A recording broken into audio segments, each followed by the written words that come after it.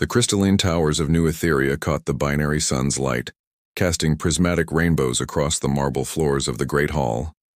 Baron Valdris Corthan lounged upon his floating throne, his pale blue skin gleaming like polished ice, crimson hair cascading in waves past his shoulders.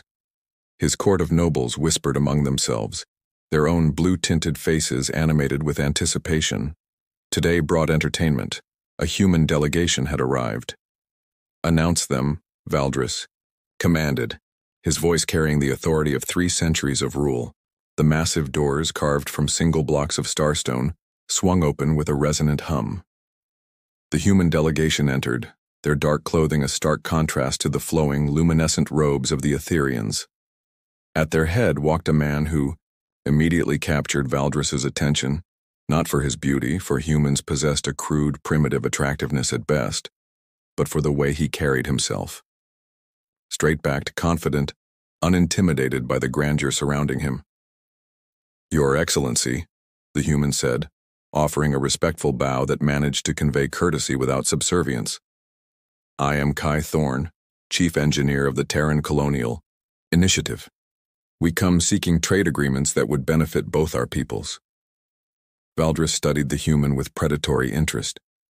Kai Thorne stood perhaps 6 feet tall, with sun-darkened skin and intelligent brown eyes that missed nothing. His hands, Valdris noted with disdain, were calloused from actual work, so different from the smooth, elegant hands of Etherian nobility. "Trade," Valdris mused, letting the word hang in the air like a bad smell. "Tell me, Engineer Thorne, what could your primitive species possibly offer that we cannot create ourselves with superior technology?" A ripple of laughter echoed through the court. Kai's jaw tightened almost imperceptibly, but his voice remained steady. "Raw materials, agricultural products, and manufacturing capacity. Our preliminary report suggests mutual benefit in—" "Mutual benefit?" Valdris interrupted, rising from his throne. "You speak as if we are equals, human. As if your short-lived, ground-bound species could offer anything of value to those who have mastered the stars for millennia." The court's laughter grew louder. Valdris felt the familiar rush of power, the intoxicating pleasure of demonstrating his superiority. But as he looked at Kai Thorne, he saw something that surprised him. The human wasn't cowering or showing anger. Instead, there was a quiet dignity in his bearing that only irritated Valdris further. An idea formed, cruel and perfect. "However," Valdris continued, his voice taking on a silky tone that made his courtiers lean forward in anticipation, "I am not without generosity. Since you have traveled so far to visit our world, I shall offer you a gift." He gestured grandly toward the side of the hall where a figure had been standing quietly in the shadows. "Serena, come forward." The woman who stepped into the light was breathtaking even by Etherian standards. Her pale blue skin seemed to glow with an inner radiance, and her red hair fell in perfect waves to her waist. She wore a gown of deep purple that highlighted her elegant figure, and when she moved, it was with the fluid grace of water flowing over stone. Her eyes, a striking violet that seemed to hold depths of starlight, remained fixed straight ahead. "My daughter," Valdris announced, his voice dripping with false magnanimity. "I gift her to you, human, as a gesture of diplomatic goodwill." The court erupted in shocked laughter and whispers. This was beyond entertainment. This was a masterwork of humiliation. To give his daughter, a princess of the royal bloodline, to a human was the ultimate insult to both parties. Kai stared at Valdris, his expression unreadable. "Your Excellency, I cannot accept such a— You refuse my gift?" Valdris's voice turned dangerous. "You find my daughter unworthy of your attention?" The trap was perfectly set. To refuse would be an insult to the Baron's daughter and risk diplomatic relations. To accept would be to participate in what was clearly meant as a humiliation. Kai looked at Serena for the first time, and something passed between them, a moment of understanding that neither the Baron nor his court could interpret. Her violet eyes met his brown ones, and in that instant, Kai saw not a pawn in her father's cruel game, but a person trapped by circumstances beyond her control. "I would be honored," Kai said quietly. if the Lady Serena would consent to accompany me as a cultural liaison. With her permission, of course. Serena's eyes widened slightly at being asked for her consent, something that clearly hadn't happened often in her life. When she spoke, her voice was musical, carrying the crystalline tones characteristic of her people. I consent, Engineer Thorne. Valdris clapped his hands together in delight. Excellent. Take her, human. Learn what you can from each other. I'm sure it will be educational. The court's laughter followed them as Kai offered Serena his arm, and they walked together toward the great doors. Neither looked back at the Baron, who was already savoring his victory. What Valdris couldn't see was how Serena's hand trembled, slightly as she placed it on Kai's arm, or how Kai's other hand briefly covered hers in a gesture of reassurance. The Baron had set his trap perfectly, but he had underestimated both the human's character and his daughter's hidden strength. The game had begun, but it would not end as Valdris expected. The guest quarters assigned to Kai were luxurious by any standard. Walls of polished obsidian that reflected the city's lights, furniture that seemed to float without visible support, and a balcony overlooking the sprawling metropolis of New Etheria. But as Serena stood beside him, watching the twin moons rise over the crystalline spires, the opulence felt like a gilded cage. You don't have to stay, Kai said quietly, not looking at her. I know this wasn't your choice. Serena turned to study his profile in the moonlight. 3 days had passed since her father's public humiliation, and not once had this human treated her as anything less than an equal. Where would I go? She asked, her voice carrying a note of bitter amusement. Back to my father's court to be paraded before the next political opportunity? Kai faced her then, and she was struck again by the warmth in his brown eyes. Tell me about yourself, Serena. Not as Baron Corthan's daughter, but as you. No one had ever asked her that question. For a moment, she didn't know how to answer. I studied xenobiology at the Imperial Academy. I speak 7 languages, including yours. I've read every human text we've managed to acquire. She paused, then added with a touch of defiance, My father considers it a waste of time. It's not, Kai said firmly. Knowledge is never wasted. What did you think of our literature? They talked through the night, discovering shared interests in science, philosophy, and the mysteries of the universe. Serena found herself laughing, actually laughing, for the first time in years as Kai told her stories of his work terraforming hostile worlds, his passion for building things that would outlast him evident in every word. On Kepler 442b, we had to construct an entire atmospheric processor in a radiation storm, he said, his hands moving expressively as he spoke. The locals thought we were insane, but sometimes the impossible is just another word for hasn't been done yet. You sound like you truly love what you do, Serena observed, tucking her legs beneath her on the floating couch. The casual intimacy of the gesture surprised them both. Don't you? The question caught her off guard. I don't know. I've never been allowed to pursue my own interests seriously. Everything I do must serve the Baron's purposes. Kai leaned forward, his expression earnest. What would you do if you could choose anything? Serena was quiet for so long that Kai thought she wouldn't answer. When she finally spoke, her voice was barely above a whisper. I'd want to study the genetic compatibility between our species. The theoretical possibilities are fascinating, but no one's ever been allowed to pursue the research, because it would suggest we're not as different as your father claims. Exactly. She met his eyes, and something electric passed between them. Kai, why are you being kind to me? You know this is all a joke to him. He reached out slowly, giving her time to pull away, and covered her hand with his. Her skin was cooler than human normal, but it warmed under his touch. Because you deserve kindness. Because intelligence and compassion aren't limited by species. And because... He hesitated, then forged ahead. Because I find myself caring about what happens to you. Serena's breath caught. The sensation of his calloused fingers against her smooth skin sent unexpected shivers through her. Kai, I know it's impossible, he said quickly. I know the barriers between us, the politics, your father's expectations. But I can't pretend I don't feel something here. Instead of answering with words, Serena leaned forward and kissed him. It was tentative at first, an exploration rather than a demand. But when Kai responded, deepening the kiss with gentle pressure, she felt something inside her break free from years of careful control. When they finally separated, both were breathing hard. Serena's violet eyes had darkened to deep amethyst, and her pale blue skin carried a faint luminescent flush that Kai found breathtaking. The Baron expects me to return broken and humiliated, she whispered against his lips. And what do you expect? She smiled then, and it transformed her face completely. I expect to surprise him. Over the following weeks, they became inseparable. Kai showed her his engineering projects, explaining the principles behind human technology with the patience of a born teacher.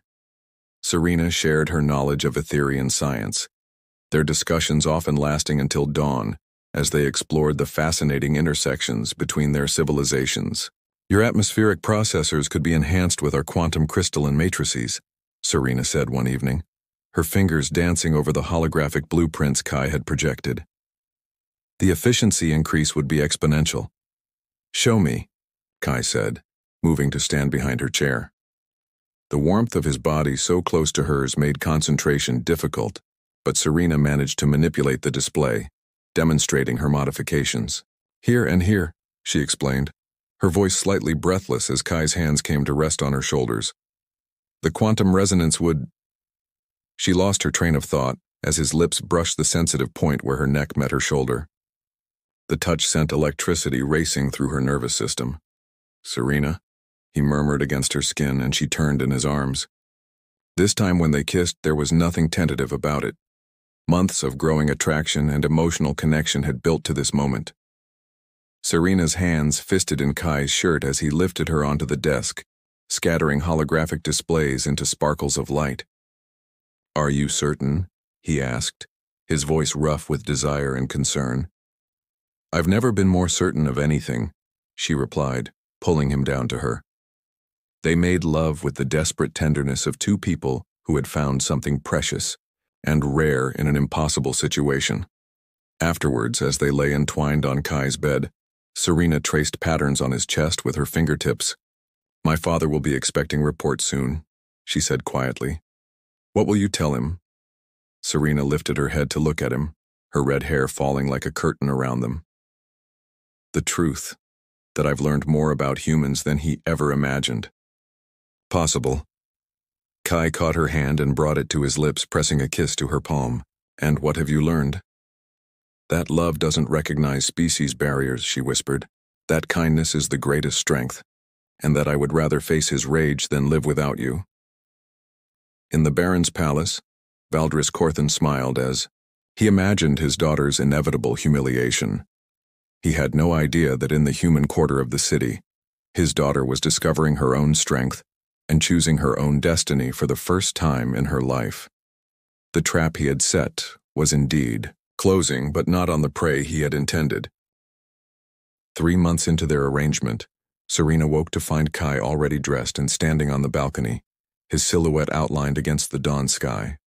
She wrapped a silk robe around herself and joined him, slipping her arms around his waist from behind. You're troubled, she observed, pressing her cheek against his back. The trade negotiations are stalling, Kai admitted, leaning into her embrace. Your father's representatives keep making impossible demands. I think he's trying to ensure failure so he can justify his prejudices. Serena's jaw tightened. Let me help. I know how he thinks, how he operates. Serena, if he discovers you're actively working against his interests, he already considers me a traitor for staying with you this long, she interrupted, turning him to face her. Besides, I'm not working against Etheria's interests. I'm working for them, whether he realizes it or not. That afternoon, Serena accompanied Kai to the negotiation chambers for the first time. The Etherian delegates, all pale blue with various shades of red hair, looked uncomfortable at her presence. Their leader, Chancellor Thevran, barely acknowledged her existence. The Baron's terms are non-negotiable, Thevran announced, his voice cold. Full technology transfer, exclusive mining rights to the Kepler system, and tribute payments in perpetuity. Those aren't trade terms, Kai replied calmly. That's colonial subjugation. You are in no position to make demands, human. Actually, Serena interjected, her voice carrying the authority of generations of royal breeding, he is. The chamber fell silent. Chancellor Thevran's eyes widened as he truly looked at her for the first time. Gone was the submissive daughter he remembered. This woman radiated confidence and purpose. Princess Serena, your father's instructions were clear. My father's instructions were based on incomplete information. She cut him off smoothly. The human terraforming technology could revolutionize our outer colonies. The Kepler system, mining rights they're offering are worth more than our entire current off-world income, and the cultural exchange program could advance our xenobiology research by centuries. She moved to the holographic display, manipulating it with practiced ease. Furthermore, the quantum crystalline enhancement I've developed in collaboration with Engineer Thorne could increase our energy efficiency by 400%. The Baron would be very interested in such improvements. The delegates exchanged uncertain glances. Princess Serena had always been intelligent, but this level of strategic thinking and technical knowledge was unexpected. I suggest we recess and reconvene tomorrow, Kai said diplomatically, to give everyone time to consider these new perspectives. As the Etherians filed out, Thevran lingered. Princess, your father will want a full report. Then give him one, Serena replied coolly. Tell him his daughter has become an expert in human-Etherian relations. That evening, Serena and Kai celebrated their small victory in the privacy of their quarters. The passionate intensity of their lovemaking had only grown stronger over the months, their bodies learning to read each other's desires with increasing skill. You were magnificent today, Kai murmured, trailing kisses along her collarbone as she arched beneath him. I learned from the best, she gasped, her hands threading through his hair as he worshipped her body with devotion that made her feel like a goddess. Their coupling was tender and fierce by turns, a dance of give and take that spoke of deep emotional connection as much as physical desire. When Serena cried out his name in the ancient language of her people, Kai felt a pride that had nothing to do with conquest and everything to do with love. Later, as they lay entwined in the afterglow, Serena traced the scars on Kai's chest, souvenirs from a construction accident on Titan. I want to marry you, she said suddenly. Kai's hand stilled in her hair. Serena, I know it's impossible, by Etherian law, but humans have different customs, don't they? Less formal ceremonies that bind hearts rather than political alliances. You would do that? Give up your title, your inheritance, everything? Serena lifted herself up to look at him directly. I've already given up everything that matters to my father. The only thing I want to keep is you. They were married the next week in a simple human ceremony, with only the human delegation as witnesses. Kai's second-in-command, Commander Torres, performed the rites in the small chapel within the human quarter.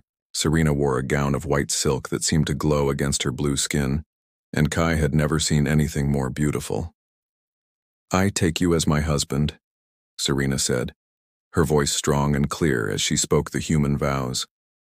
In sickness and health, in triumph and defeat until death parts us. I take you as my wife, Kai replied, slipping a simple band of earth gold onto her finger. To love and cherish, to protect and honor for all the days of my life. When they kissed to seal their union, the small gathering erupted in cheers. For that moment, it was possible to forget the political storm that would inevitably follow.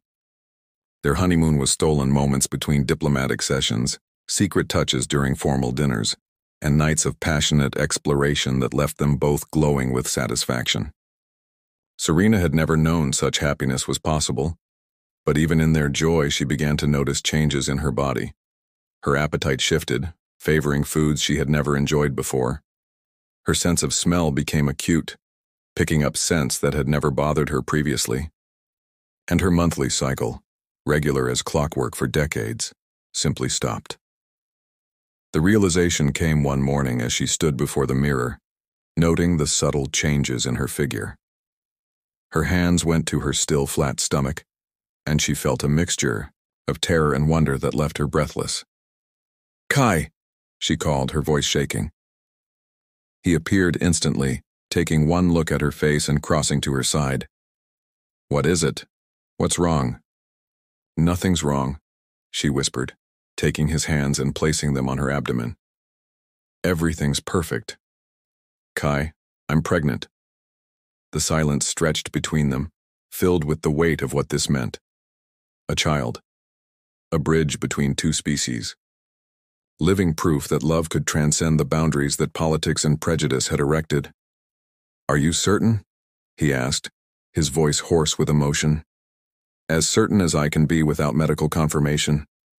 "But Kai, the implications—" "I know." He pulled her into his arms, holding her as if she were made of spun glass. "Your father will see this as the ultimate betrayal, or the ultimate opportunity," Serena said, her voice growing stronger as she thought it through. "A child with both bloodlines, potentially possessing the best qualities of both species. He may be angry, but he's not stupid." Kai kissed her forehead, her cheeks, her lips. "Whatever happens, we face it together." "Together," she agreed. But even as she spoke the word, she knew that their peaceful time was ending. Soon, she would have to return to her father's court, and when she did, everything would change. The question was whether that change would destroy them or set them free.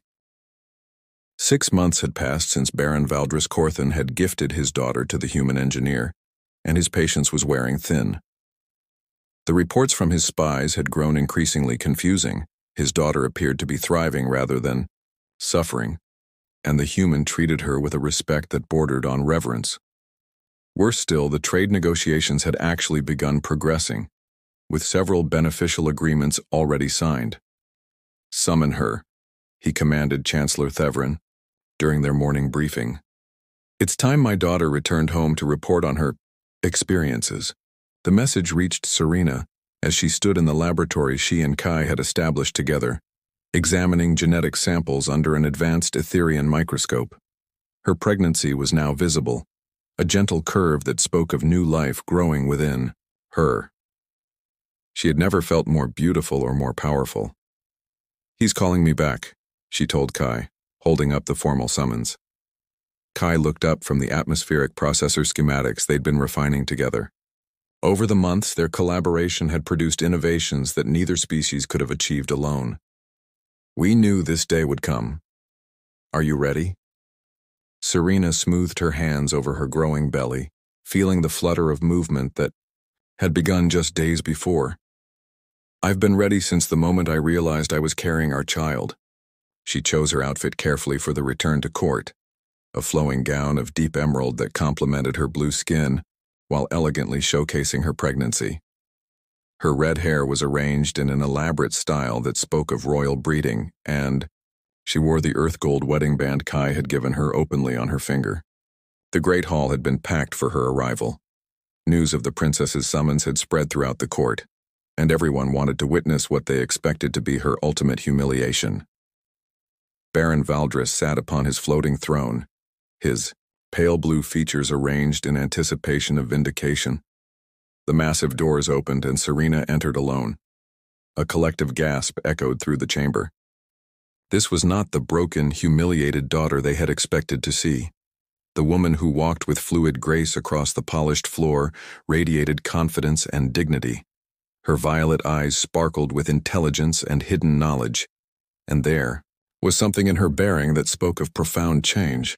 But it was the obvious curve of her pregnancy that sent shockwaves through the assembled court. "Father," Serena said, offering a respectful but not subservient bow. Her voice carried clearly through the suddenly silent hall. Baron Valdris stared at his daughter in stunned silence. This wasn't possible. The reports had mentioned nothing about pregnancy. His spies had failed him completely. "Serena," he managed, his voice tight with barely controlled emotion. "You look different." I am different, she replied serenely. The past 6 months have been quite educational. Educated, Valdris repeated, his eyes fixed on her swollen belly. Is that what you call this condition? Murmurs rippled through the court. The implications were staggering. A half-human child, the mixing of bloodlines that had been forbidden for millennia. I call it blessed, Serena said, her hands moving protectively to cradle her unborn child. I carry the future, Father, a child who will bridge 2 worlds, combining the best of both species. You carry an abomination, Valdris roared, rising from his throne. A mongrel bastard that will pollute our pure bloodline. The court held its collective breath, waiting for Serena to crumble under her father's wrath as she had so many times before. Instead, she laughed, a sound of genuine amusement that echoed through the chamber. Pure bloodline, she repeated. Father, you speak as if we're some endangered species clinging to genetic superiority. Our birth rates have been declining for centuries. Our outer colonies are failing. Our technology has stagnated. We need new blood, new ideas, new hope. She moved closer to the throne, her voice growing stronger with each word. This child represents everything we could become. Hybrid vigor, enhanced capabilities, the combining of human innovation with Etherian wisdom. You called humans inferior, but in 6 months Kai Thorne taught me more about practical science than I learned in decades at your academies. Kai Thorne! Valdris spat the name like a curse. Where is your human lover now? Has he abandoned you to face the consequences alone? He wanted to come, Serena said, her smile growing wider. But I asked him to wait. This conversation was between us, Father.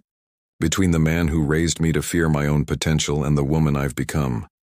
The woman you've become is a traitor to your own species. The woman I've become is someone who chose love over fear, progress over stagnation, hope over hatred.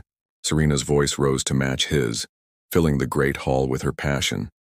You gave me to him as a joke, expecting me to return broken. Instead, I return whole for the first time in my life. The great doors opened again, and Kai entered the hall. He wore formal diplomatic attire, but his hand rested on the ceremonial, sword at his side, not in threat but in readiness. His eyes found Serena immediately, and the love and pride in his gaze was visible to everyone present. Engineer Thorne, Baron Valdris said, his voice dripping with contempt. Come to claim your prize? I've come to claim my wife, Kai replied calmly, moving to stand beside Serena. When he took her hand, their wedding rings caught the light, sending sparkles across the polished floor. Wife! The word exploded from Valdris like a physical blow. Impossible! No ceremony was performed, no contract signed. We were married according to human custom, Serena said proudly. In love, in hope, and in commitment to each other and the family we're creating. This union has no legal standing. It has standing in my heart, Serena declared. And soon it will have standing in genetic reality. Your grandchild grows within me, Father. A child who could inherit the best of both our peoples, if you're wise enough to embrace the future instead of clinging to the past. For the first time since the confrontation began, Valdris was truly speechless. He stared at his daughter, seeing not the compliant princess he had shaped, but a woman of power and conviction he barely recognized. The trade agreements Kai and I have developed together will revolutionize both our civilizations, Serena continued. The technological innovations we've created will advance our sciences by centuries. And this child, your grandchild, will be the first of a new generation that sees cooperation where you see only conquest. She stepped forward, her voice softening slightly. You wanted to humiliate the human and teach me my place. Instead, you've given me the greatest gift of my life, the chance to discover who I truly am. For that, I actually thank you. The hall remained silent, hundreds of courtiers afraid to breathe as they witnessed the complete reversal of everything they had expected. Baron Valdris looked at his daughter, at her human husband, at the obvious signs of the child that would carry both their bloodlines into an uncertain future. His carefully laid trap had indeed closed.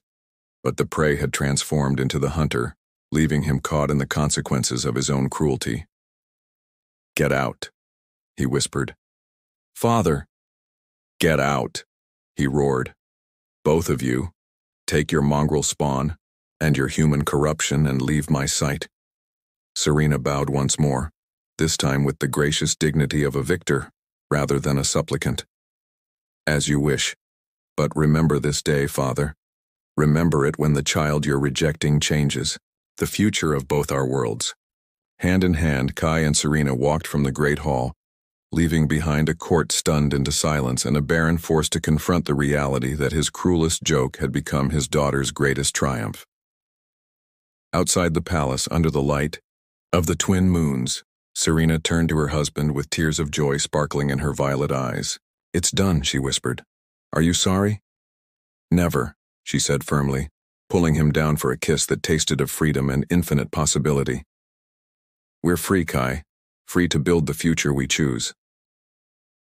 In her womb, their child stirred as if sensing the momentous change, and Serena smiled, knowing that sometimes the greatest victories came from the most unexpected places. 2 years after the confrontation in the Great Hall, the child that Baron Valdris Corthin had called an abomination was taking her first steps in the garden of the human diplomatic compound. Little Arya Thorne possessed the best features of both. Her parents, her father's warm brown eyes and her mother's elegant bone structure, skin that shifted between human tan and Etherian blue depending on the light, and hair that gleamed with copper highlights among the red waves. "She's walking," Serena called out, her laughter ringing across the garden as Arya toddled toward a flowering bush with the determined curiosity of all toddlers. Kai swept up his daughter, spinning her around as she giggled with delight. Just like her mother, heading straight for the most interesting thing in sight. Serena joined them, her face glowing with the happiness that had become her constant companion. The past 2 years had been transformative for everyone involved. The trade agreements she and Kai had negotiated had brought unprecedented prosperity to both civilizations. Their joint research facility had produced innovations that neither species could have achieved alone. And their daughter had become living proof that love could indeed transcend every boundary. "Sir," Commander Torres approached, his expression carefully neutral. "You have a visitor." Kai looked up, still holding Arya. "Who?" "Baron Valdris Corthin. He's requesting a private audience." The garden fell silent, except for Arya's happy babbling. Serena's expression didn't change, but Kai felt the subtle tension that ran through her body. "Send him in," Serena said before Kai could respond. "It's time." Baron Valdris entered the garden looking older than his years. The arrogance that had once defined him seemed diminished, replaced by something that might have been regret. His pale blue skin appeared almost gray in the sunlight, and his red hair had lost some of its vibrant color. He stopped several feet away, his violet eyes, so like his daughter's, fixed on the child in Kai's arms. Arya stared back at him with fearless curiosity, reaching out one small hand as if to touch his face. "She's beautiful," Valdris said quietly, his voice lacking its usual commanding tone. "She is," Serena agreed, moving to stand beside her husband. "Her name is Arya." "Arya," Valdris repeated, and something in his voice softened. "It means song in the old tongue." "I know what it means, Father." They stood in awkward silence, the weight of 2 years of separation and hurt hanging between them. Finally, Valdris spoke again. "The outer colonies are flourishing. The new atmospheric processors have terraformed 3 previously uninhabitable worlds. Our people are calling it the New Renaissance." "I'm glad," Serena said simply. "The Council has been pressing me to reconsider the trade agreements. They want to expand them, to include cultural and educational exchanges." Kai stepped forward slightly, his protective instincts still strong, despite the months of peace. "And what do you want, Your Excellency?" Valdris looked at him for a long moment, then at his daughter, then at the grandchild he had never acknowledged. "I want to stop being a fool." The admission hung in the air like a prayer. Arya chose that moment to reach out again, her small fingers grasping at the elaborate braids in Valdris's hair. Instead of pulling away, he moved closer, allowing her to touch him. "She has your eyes," he said to Serena, his voice barely above a whisper. "And Kai's courage," Serena replied. "She's never met a stranger, never learned to fear what's different." "The way I taught you to fear," Valdris said, shame coloring his words. "The way you were taught to fear," Serena corrected gently. "We can change that now." Valdris looked up at his daughter, seeing in her face the woman she had become, confident, compassionate, and stronger than he had ever allowed her to be. "I've made mistakes, Serena. Terrible mistakes born of pride and prejudice." "We all have," Kai said, quietly. "The question is what we do next." Arya babbled something incomprehensible and reached for her grandfather again. This time Valdris held out his hands, and after a moment's hesitation, Kai placed the child in his arms. The Baron held his granddaughter carefully, as if she were made of starlight and dreams. Arya studied his face with the intense concentration of the very young, then smiled, a radiant expression that transformed her features and made her look heartbreakingly like her mother. "She's perfect," Valdris whispered, tears gathering in his eyes for the first time in decades. "She's the future," Serena said, moving closer to her father. "The future you tried to prevent but ended up creating." Valdris looked at his daughter, at the human who had become his son-in-law, at the grandchild who represented everything he had thought he despised. "I came here to ask for your forgiveness, both of you. What I did was unforgivable, but I'm asking anyway." "You have it," Serena said without hesitation. "You always had it, Father. I was just waiting for you to be ready to accept it." Kai nodded, his agreement, extending his hand to his father-in-law. "We're family now. All of us." Valdris shifted Arya to one arm and clasped Kai's hand with the other. "I would like to learn," he said. "About humans, about the work you're doing together, about being a grandfather." "She's going to need teachers," Serena said, her voice warm with hope. "Someone to tell her about Etherian history and culture. Someone to help her understand both sides of her heritage." "I would be honored," Valdris said, his voice thick with emotion. Over the following months, Baron Valdris became a frequent visitor to the human compound. He watched in amazement as Arya began to speak, her first words a mixture of human and Etherian languages. He marveled at her rapid development, her hybrid physiology giving her capabilities that neither species possessed alone. The political changes were equally dramatic. The success of the human-Etherian collaboration had inspired similar partnerships throughout the galaxy. Mixed couples began appearing in both societies, their children welcomed as bridges between cultures rather than symbols of contamination. "The university wants to establish a department of interspecies studies," Serena told Kai one evening as they watched Arya play in the garden with her grandfather. "They've asked me to head it." "Will you?" "Only if you'll be my research partner. We work well together." Kai smiled, pulling her close. "In all things." They were interrupted by Arya's delighted squeal as Valdris lifted her high into the air. The sight of the once proud Baron playing with his granddaughter had become commonplace, but it still filled Serena with joy. "She's going to be brilliant," Valdris said, settling Arya on his lap. "She solved the quantum puzzle cube in half the time it takes most Etherian children. And she built a working model of an atmospheric processor out of building blocks," Kai added proudly. "The first of many achievements, I suspect," Serena said, watching her daughter with love and wonder. As the twin suns set over New Etheria, casting the garden in shades of gold and purple, the three adults sat in comfortable silence while Arya played at their feet. The child who had been conceived in love and born in defiance had become the catalyst for a transformation that none of them could have imagined. "Do you ever regret it?" Kai asked Serena quietly. "Giving up your old life?"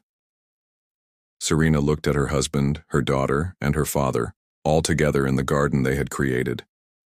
"Never," she said firmly. "You gave me something I never knew. I wanted the chance to choose my own destiny." And you gave me something I never knew I needed, Kai replied, kissing her temple. A family that spans the stars. Valdris looked up from where he was helping Arya stack blocks into an elaborate tower. And you both gave me the chance to become better than I was.